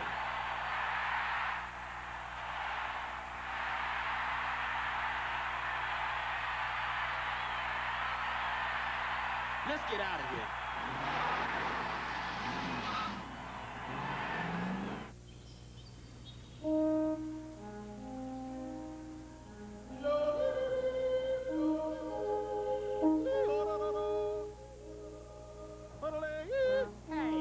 Hey!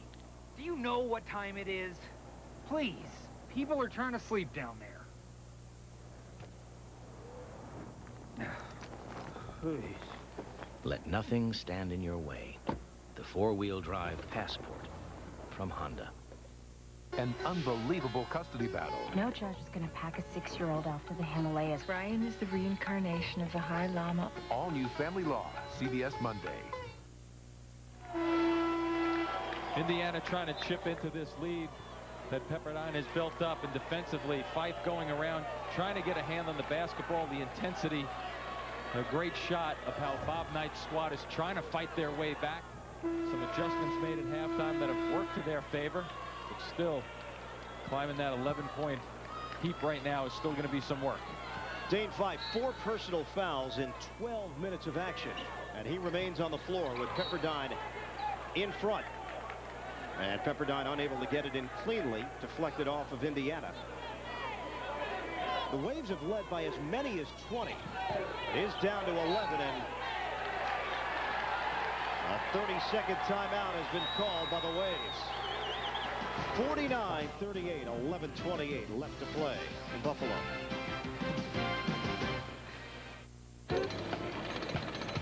Freeze, kid.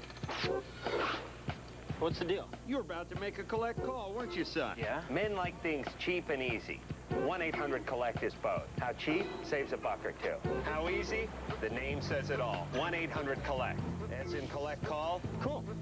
Can you unfreeze my arm now? Okay, kid. Go ahead. Dial like a man. Use 1-800-COLLECT.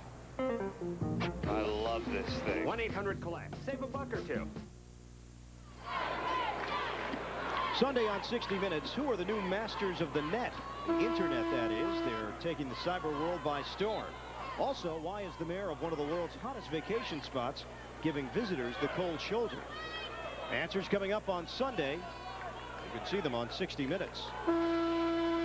49-38, Pepperdine has the lead. Waves able to get it in. They have a fresh shot clock to work with. Archie on a kick out. Armstrong pump fake. He'll lean in. Scoop shot is there. Brandon Armstrong with 20. And then once again, half-court trap. Quick aggressiveness by Pepperdine, especially after a bucket. They come back with switching defenses to keep Indiana off balance at the offensive end. 11 minutes to play. A.J. Guyton is 0 for 2 from the field. They want to get back into this basketball game. They must find him and get him going. But look, they have focused on him with the awareness defense. Pass from Jimenez, too low for Newton to have it. Tazell Archie fires it inside. Shepard on a kick out. Gibbs will take the 3 and hits. Now all of a sudden Pepperdine is reawakened. They look like the team that started this basketball game for the first 10 minutes. They're going to try to put the knockout punch away. 54-38. Gibbs went for the steal. Jimenez gives it up on the baseline. Newton has it knocked away. And Armstrong tracks it down. Here's Archie on a bounce. Jumper. Lewis. He's got it for 3. Rhythm, rotation, and talk it over, coach. 8-0 Pepperdine run, and they lead it 57-38. A timeout.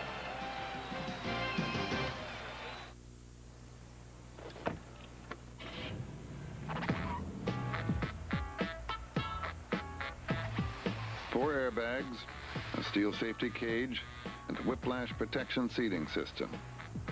All the safety you'd expect in a Volvo. At a price you may not. Introducing the Volvo S40. Great walk, huh, Jake? Your next call.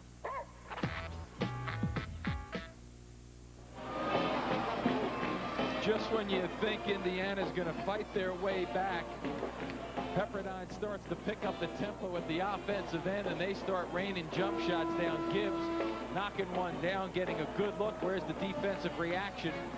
And they keep the pressure on. Shot after shot, bang. All of a sudden you look up and the lead has been stretched. Jan Van Bredekoff's team lost to Gonzaga in the West Coast Conference Championship game. They got in as an at-large bid. Van Bredekoff told us initially he really wasn't feeling nervous at all. He thought they definitely had a spot. But then Arkansas, St. Louis, some upsets. And that was changing the thought process out on the West Coast as Fife misses from long range. Changing the comfort level of getting into this March run. On a turnaround jump shot, Nick Shepard. And Pepperdine is beginning to pull away. A 10-0 run. They've got their largest lead, 21. Gives you the impression that they have 6 and 7 guys on the floor. The enthusiasm is just, and the energy that they're showing right now is incredible. Jumper for Hornsby. And Kyle Hornsby trying to give this team a lift. 7 points off the bench.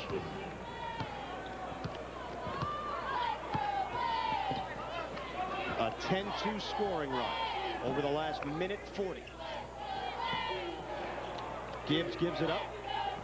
Coming up on 9 minutes to play. Gibbs looking for position. Head and shoulder fake. Rainbow shot, no. Maybe a little bit of a force. Not many bad shots, though, by Pepperdine. Here's Guyton. What's going on through his mind? He's struggling is what's going on through his mind. Long lead pass. Lewis is there to finish it off. And Pepperdine is piling on.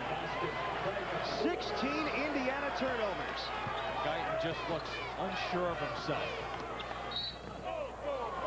Turning the corner and a foul call. A situation where you get the steals, you get the turnovers. They force 19 of them. They steal the ball, and what do they do with it? They try to push, push, push. 22-8 on the fast break points. Jimmy, I know there are no answers, definitive answers to this, but you've got a star in A.J. Guyton. He averages over 20 points per game. He's played in big games before. First round NCAA tournament. Why? Why does something like this happen where it's one thing if he's just not shooting the ball well. It's another if he's just not getting shots off. It goes back to the strategy that Pepperdine had. We talked to Jan Van Bredekoff about it. He calls it the awareness defense, aware of which player you want to focus in on. And as we've talked about it this entire game, when you look up and Guyton has the ball, how many times has he been standing there with the basketball wide open?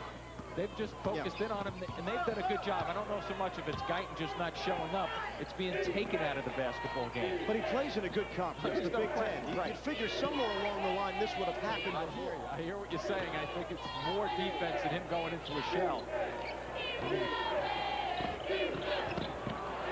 They're still attacking Pepperdine, and Lewis hits a three. And they're attacking with confidence. I mean, some teams pull back the throttle when they have big leads. Their strategy has been, let's keep putting the hammer down here. They have not backed off a bit. This is their largest lead. There's the jump shot for Odom, side rim. And Indiana is going one and done. And don't forget, Indiana as a team relies on Guyton also. Now they're sensing that they know what's been going on here, that he's not playing well, he's not scoring, and it's contagious. They're looking for him to pick up the slack, and it's just not there. Timeout, 7:45 to play, and the 11 seed all over the 6 seed in Buffalo. Happy St. Patrick's Day from Everybody Loves Raymond. Drive the car, get the ball. Test drive a new Oldsmobile, get a $50 certificate toward the ball or any other sports gear from MVP.com. Go to Oldsmobile.com for details.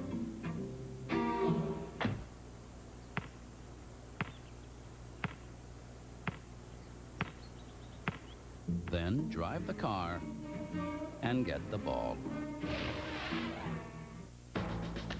A computer that is so last century. Introducing iPac, the first internet device for business. A kinder, simpler device with the Intel Pentium 3 processor that taps into the power of the internet and meets all your business computing needs. The age of simple internet computing has arrived. iPac from Compaq.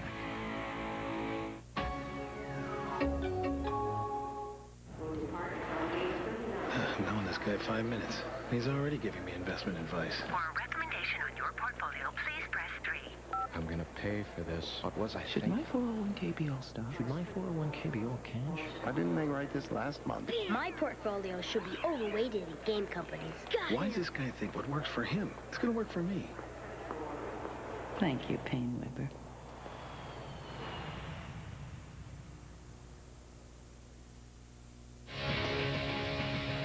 No down payment. Low financing on Honda Valkyries and Goldwings. Low payments on Valkyrie, Shadows, and Magnas with the Honda card. It's the road to savings. Incredible deals on some incredible Hondas. So hurry to your Honda dealer during the road to savings.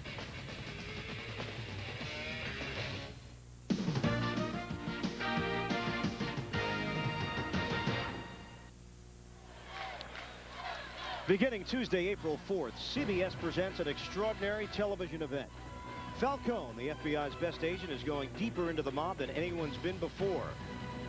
Don't miss this compelling new drama. CBS, Tuesday, April 4th. Kirk Haston, the redshirt sophomore, came in averaging 16 points, 8.5 rebounds, but played only 2 minutes of action tonight, suffering a knee injury. Second team All Big Ten, and at present, down on the low post, has been sorely missed. Absolutely, especially when you factor in Guyton not being able to get shots off. Lalazarian draws the foul as Richardson went for the block shot. Because when you have a big guy on the floor, you can at least dump it down to him, and it releases some of the pressure at the wing and the perimeter. So there wasn't that factor as much without him on the floor. Bob Knight and company have had their problems getting their shots off with this tenacious defense that Pepperdine has put up on them. At the free throw line, Lalazarian. We spoke with Jan Van Bredikoff yesterday and asked him in serious tones, have your players ever seen snow before? It was snowing hard here in Buffalo. He said, hey, yeah, we're 2-0 in snow this year. We won at Wichita State and won at Northwestern, so it might be something in the stars, so to speak, for this Pepperdine team. Some of the best weather you'll find anywhere in the world out in Malibu. He did reference, though, that if those trips were the first few times that some of those players had ever seen. Oh, yeah. Yeah, so it's guys who grew up in the Northeast like we did. It's a weird sensation. Armstrong off the deflection and the steal. And Pepperdine with a 66-41 lead, and a rare mistake. Very rare. Van Bredikoff telling Armstrong, I want to see the ball fake. Well, that's how coaches are. I think they're winning pretty big, aren't they? Van Bredikoff, the 1974 SEC Player of the Year. Spent 9 years in the NBA as a player. Came out of Vanderbilt. Came off the side of the backboard. Here's Armstrong. Tommy Prince into the hands of Lewis, who has played well off the bench with a couple of long-distance bombs. Lewis on a bounce, backdoor, and Prince with the finish. It's school time, and that's exactly what's happening right now. They are taking Indiana out of their famed defensive man-to-man sets. Guyton not even looking for shots. A.J. Guyton, what an uncharacteristic performance it's been, and Indiana has completely unraveled.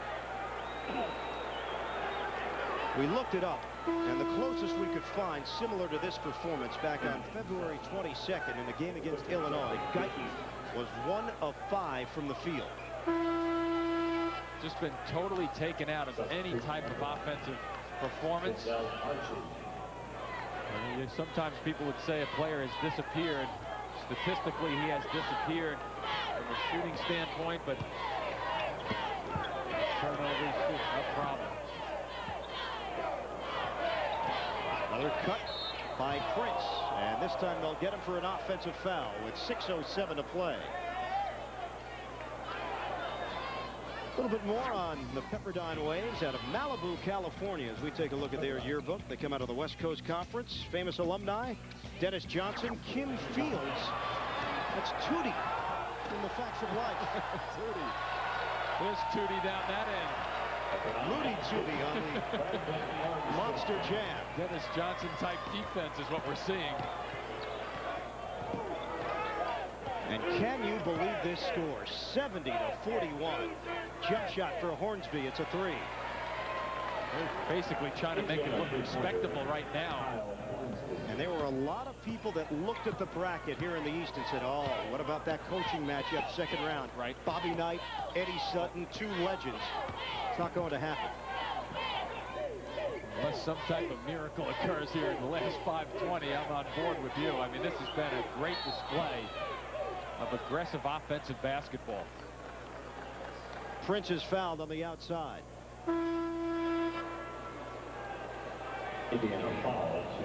Worst NCAA tournament loss for Indiana. Just have to go back to last year, 86-61. A 25-point defeat at the hands of St. John's. Second round action.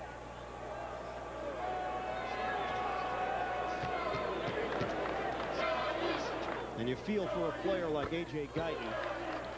Stayed the full 4 years. Came back for his senior season. Trying to win a championship. He has never won a championship at any level. And if this is the way he's going to end his college career, it's a bitter pill. Think about him this year against top 25 teams. He's averaged close to 26 points a game. So he has responded in big games. Just got lost in the shuffle tonight. Here's Richardson, the leaner, and he cans it. And one thing about Guyton this year, watching him a number of times on television, he always seemed to get a shot off despite his size. He's 6'1". But getting that shot off didn't appear to be a problem. Well, they usually had been running him off screens, and he's very good at coming off screens, but with these different defenses, the rotations were pretty good to attract bodies to him on the offensive end. Nick Shepard now with 17 points to go along with 7 rebounds. There's Newton, leaning jump shot. An athletic underclassman. Strength, though, is not there yet. That will develop. He's 6'9", 215. Jump shot doesn't go for Armstrong. And a foul called as Indiana got it across. Let's take a look at the CBS Sports Line stat of the game, and we'll focus in on three-point shooting. Pepperdine, 9 for 16. They came in a 35% shooting team from three-point range. Indiana just 2 of 11. Get complete NCAA tournament coverage at cbs.sportsline.com. Michael Lewis, another senior, a feisty leader. At the free throw line, we'll see Al Minahan check into the game as Armstrong and Prince go to the bench. Dan Van Bredikoff has also done a pretty good job of keeping fresh bodies on the floor. When you're playing this type of level of play at both ends of the floor, you need fresh bodies. So the group, they don't look too tired. This comes out of left field. And we'll keep it there until the timeout is over. 73-49. Get into something else when we come back to Buffalo. Una chela? Chela? Yeah, I'll never understand Mexican women. Why? We're just like Puerto Rican women. Well, when I want a Miller Lite, I just say hija, and you say... Una chela, por favor. And I drink mine straight from the bottle. You? I like mine in a tall, slender glass. Well, I drink Miller Lite because it tastes great. And I because it has a smooth, dare I say, sexy finish. I'm beginning to understand. Grab a Miller Lite. It's Miller time. Una chela, por favor. There's always a combination of taking your knowledge and applying it. For example, I know who the shooter is. I know what he does, what he thinks, under stress, how he'll act, what's his favorite thing to do, what's his least favorite thing to do. And I got most of my rebounds before he took the shot. Knowledge is the edge. Call your advisor or Invesco about the Growth and Income Fund. You should know what Invesco knows.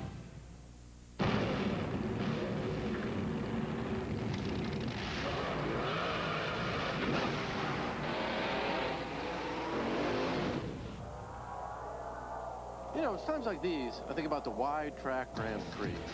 Its speed-sensitive steering gives you road gripping control, so even tight corners won't get you off track. Oh, the wide track Grand Prix. Wider is better. By Pontiac. Introducing the biggest, boldest player in the Colonel's sandwich lineup. My spicy triple crunch zinger. Not one, not two, but 3 big strips of white meat chicken, plus the Colonel's spicy zinger sauce. Try one today for just $1.99. Booyah! Enterprise? You rented our car from Enterprise? Yeah. Why Enterprise? Because they pick us up. Free. A free pickup? Wow, they ought to be #1. They are #1. Pick Enterprise. We'll pick you up. Hate and intolerance are destroying lives. Now Chuck Norris fights America's fiercest enemy. We're going to need all the help we can get on this one. All new Walker, CBS Saturday.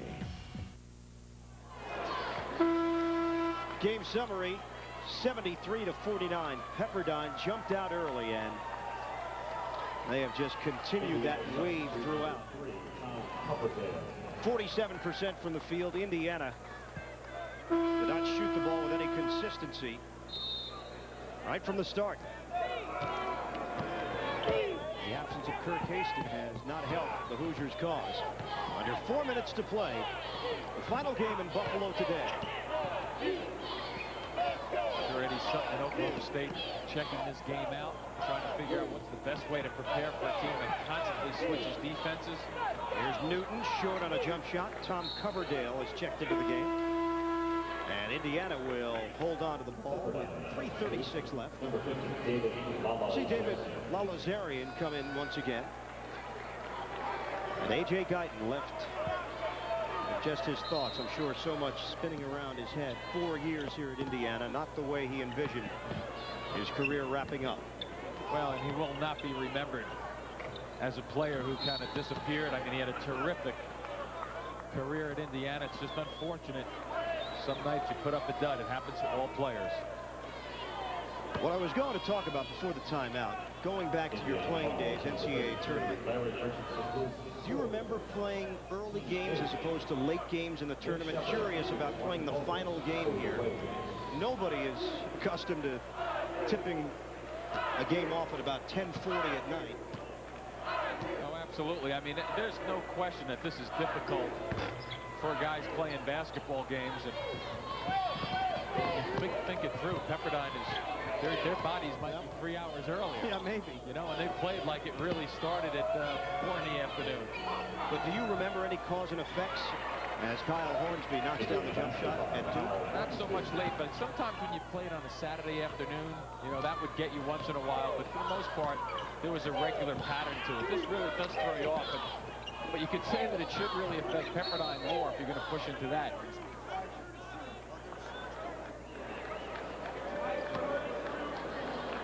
(73-51), and Bob Knight has been vocal through the years about late games, taking teams out of their normal regimen, and it just so happened that he drew the late one in this East Regional bracket. A lot of controversy throughout the week that Bob Knight has dealt with, and right now it's all prosperity for the Pepperdine Waves out of Malibu, California. Tazell Archie at the free throw line, and even 3 minutes to play.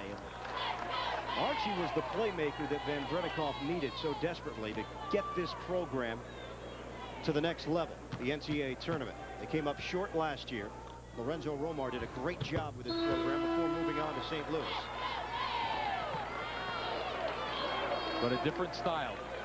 Jan put in a style that was different and really predicated on a lot of guys getting touches. It's just not 1 or 2 guys as we've seen this evening.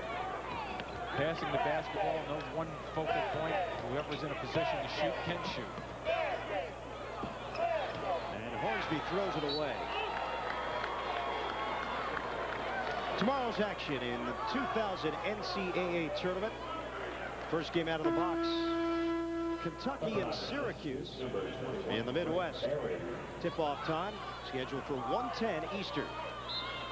And a great second-round matchup with 2 The great names in college basketball, consistent winners year in and year out. Syracuse and Kentucky. Jim Boeheim's squad starting out so strongly this year, and then like a light switch, they had some problems 3/4 of the way through, so you just don't know what type of production they're going to come up with. Here's the jump shot from Minahan. Tom Guyton is coming to the game for Indiana. Sophomore. Jump shot doesn't go down for Fife. Trying to follow it, and Fife continues to fight and claw for every loose ball, and if it's Fife, that's it, and it's Fife, his 5th foul. Also tomorrow in the West, 4-5 matchup, LSU and Texas, and in the Midwest, top seed Michigan State taking on 8th-seeded Utah. The #1 seed Michigan State that I'm sure a lot of people are figuring will make to the Final Four and maybe a run at the championship this year. Nothing but effort today from Dane Fife, the sophomore. But he has gotten the quota. 5 fouls. Lewis missing on the first attempt. The final 2 minutes and change.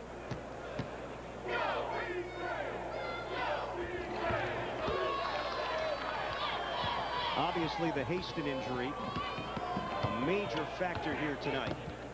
But Indiana just did not look crisp right from the start. Jump shot for Jeff Newton.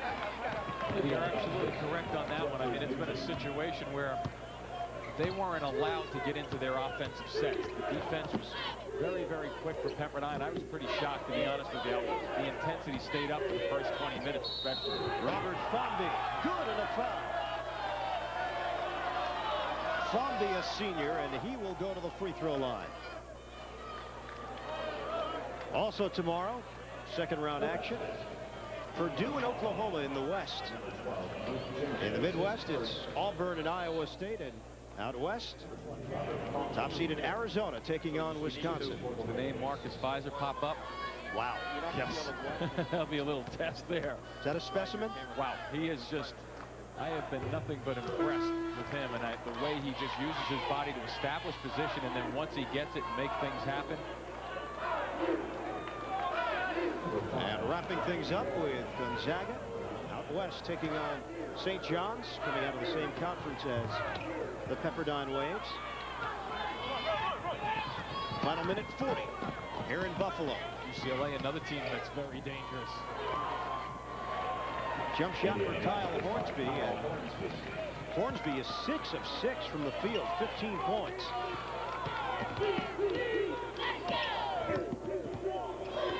Here's Minahan giving it up.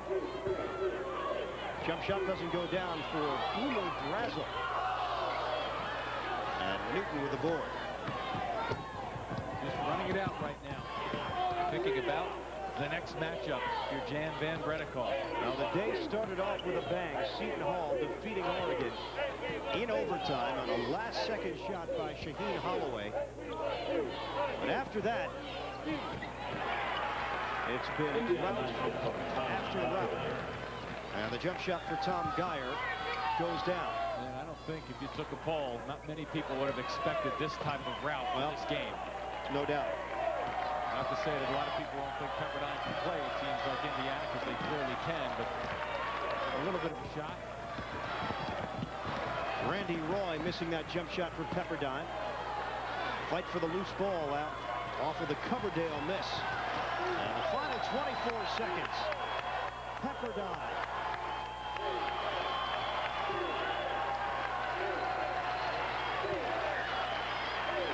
Shot clock has been turned off. Another early exit for Indiana. And Pepperdine will ride the wave into the second round. A surprise here in Buffalo. The 11th seeded Waves have knocked off 6th seeded Indiana, 77-57 the final. Jan Van Bredekov's team advances on to the second round, where they will meet 3rd seeded Oklahoma State. Got a victory over Hofstra early. Did you feel it was kind of the same situation? Was it almost like events were spiraling beyond your control? It seemed like they was a step quicker than us at everything.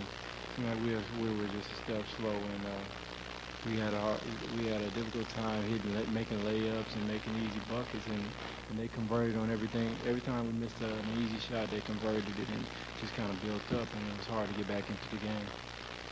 Right here. AJ, what did they do defensively to shut you down to deny you the ball?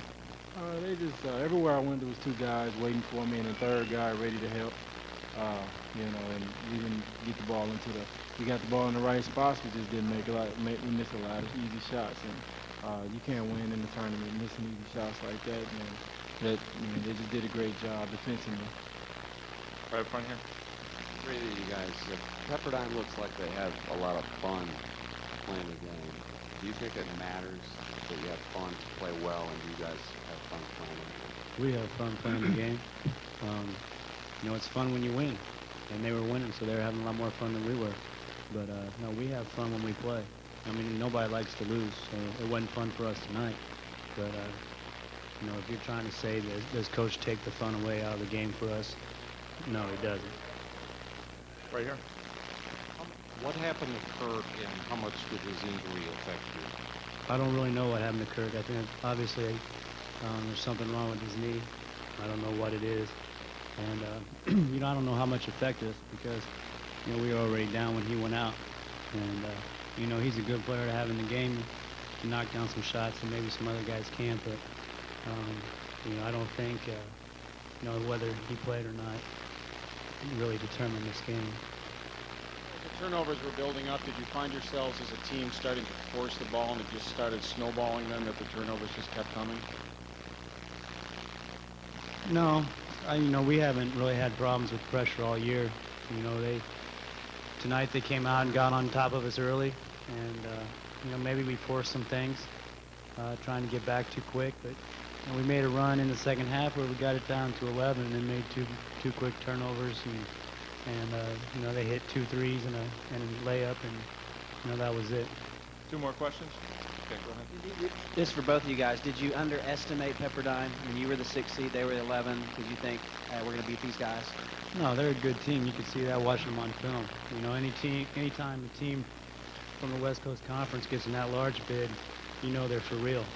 And you know, they play a lot better than an 11th seed, and they showed tonight that you know, they took it to us. You know, they beat us soundly. There wasn't really any time where we were in the game except right before the tip-off. And you know, I think they can give Oklahoma State, you know, a good run. You know, it's going to be a tough game, and it'll be interesting to see how they compete against Oklahoma State.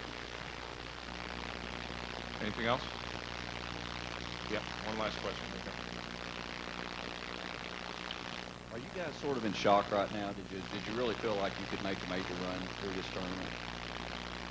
Yeah, of course. And we know we were legit enough to be in the tournament, and we had prepared all week for Pepperdine, and we knew there was going to be a tough game, and we just set a goal for ourselves to go to play as far as we can in the tournament, and fortunately the buck stopped here, and you know, that's it. Okay, thanks, gentlemen. Appreciate it. Coach Knight will be up next.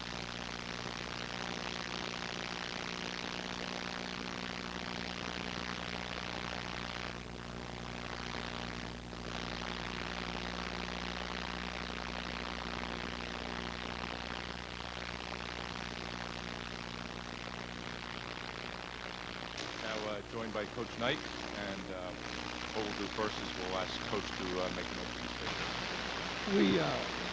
We just got beat badly. I mean, you know, I don't think there's any other way to go about it. We're not, you know, I'm not talking to the greatest assemblage of basketball minds I've ever been before. I don't think that you guys have all had to figure that out. We just got pounded.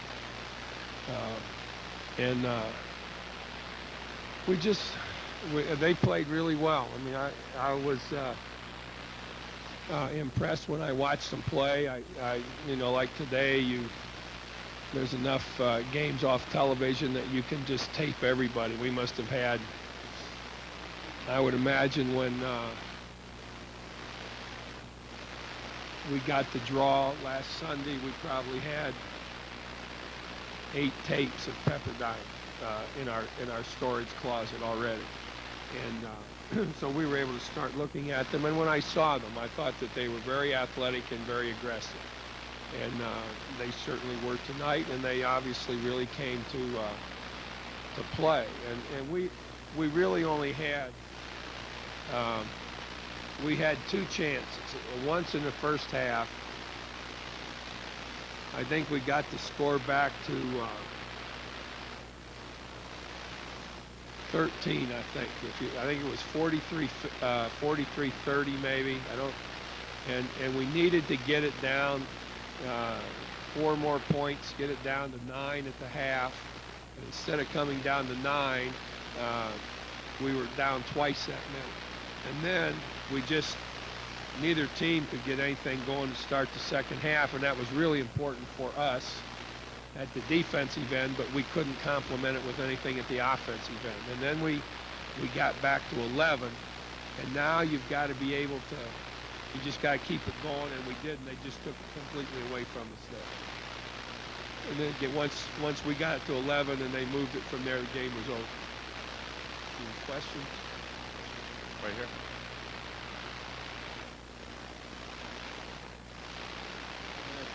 How did that affect you, and what was exactly his injury? Well, he's got a sprained the outside of his knee. Well, you know, that's hard to imagine. The difference in the way they played and the way we played would lead me to believe that Haston playing isn't going to make any difference. I don't know. You know, if we could have seen him play 10 minutes, a lot of what we wanted to do against them defensively was involved with Haston. So, but that happened, and yet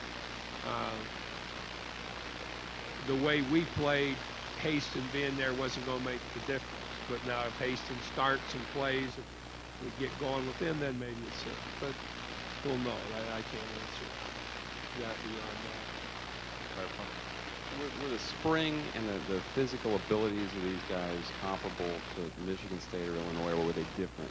Did they have more kind of, they just looked so lively? Well, they really were. I mean, I thought that when I saw them play. That's a comment that I made yesterday, I think. When I saw them play on tape, I just thought he was a very athletic, very aggressive team. And when maybe they haven't played as aggressively at times, but certainly they did tonight, and that really makes they played awfully well. They played us in the first half. I think we gave up 45 points in the first half. I'm not sure we've given up 45 points in a half this year. Coach, can you talk about Pepperdine's job defensively on Guyton? Well, they just really came out and played very aggressively. Guyton gets 2 shots for the game. So there's a lot of things involved in that. And not the least of which was the way that they changed people on Guyton and stayed with Guyton, who we knew would be the focal point of their defense.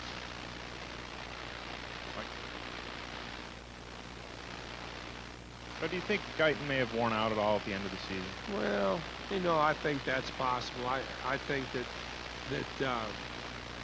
and I think that's a really fair question.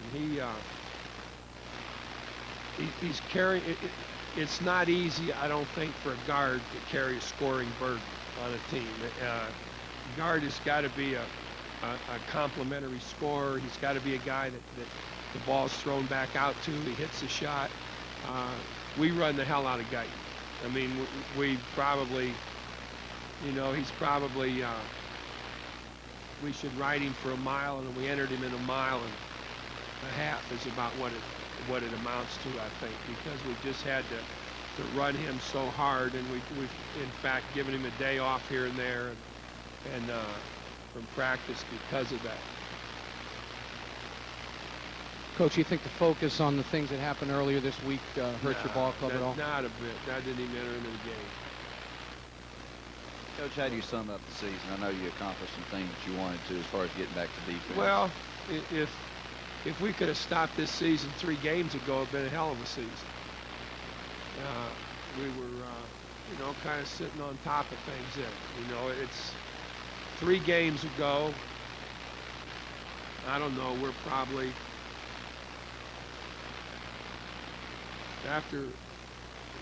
ranked about 10th in the country. We're looking at somewhere between certainly a 3rd seed. We're looking to, I think we're 20-6 at the time. We've got probably as many good wins as anybody in the country has at that time. And then we came back and actually had a chance. Let me put it this way: it would have been possible for us to win either one of the next 2 games, which we don't. And we were talking here back in the room. I was talking to the coaches that we have to look at what we did through the last home game that we played, and then what we did or didn't do in these 3 games, and then try and put that together some way for what we start working on again. Coach Knott, you reeled off an impressive list of accomplishments the other day when you were giving your statement about IU basketball, but you've also had a lot of early exits in this tournament. Are the other teams getting better around the country, or do you guys need to do more? When we've been really good, we don't have a really early exit. We haven't been real good, but there are, how many teams are there that aren't in the tournament? There are a lot more that aren't in it than are. And we had several objectives, and I think most everything that we wanted to try and do in terms of how we wanted to play and what we wanted to do and where we wanted to be, we were able to be and do until these last 3 games. And that, it's been a difficult 3 games for us from the standpoint of not being able to do some of the things that we had done earlier. Okay, a couple more questions. Follows on that, could you characterize in total just what this past week has been like? Well, we practiced and got ready for the ball game, and worked on the things that we had to do, and came in and got beat. Last question? That's good. Okay. Thanks, Coach.